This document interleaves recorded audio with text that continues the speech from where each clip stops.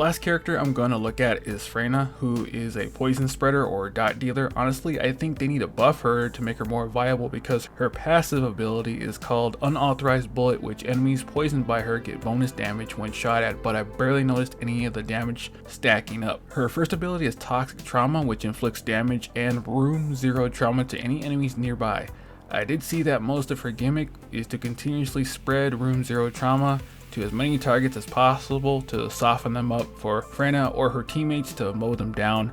I think it should stack more and reset every time a target is poisoned. The next ability is Defense Mechanism, where Freyna gets boosted defense that has a chance of inflicting room zero trauma being attacked upon. So I could be wrong, but I think it means that with every attack you do, there is a chance you poison the enemy.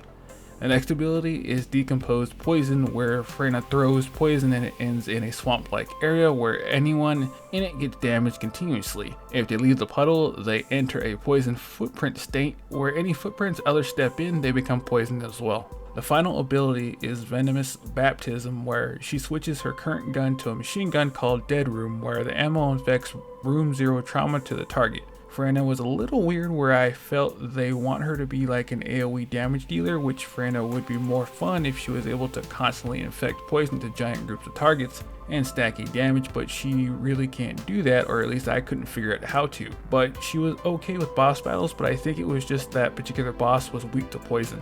My group would shred certain bosses with poison, but not always, so I assume she works better with singular targets than groups. Now, should you play as Freyna? Yes, if you like dealing dot damage and melting enemies that are weak to toxic, or you want to try and burn a singular enemy. I thought she'd be a type of AoE dealer that burns through everything, but I was completely wrong, or assumed to be wrong. Though that should be it for my time with the first Descendant. Look forward to other videos I have in the pipeline. Talk to you guys soon.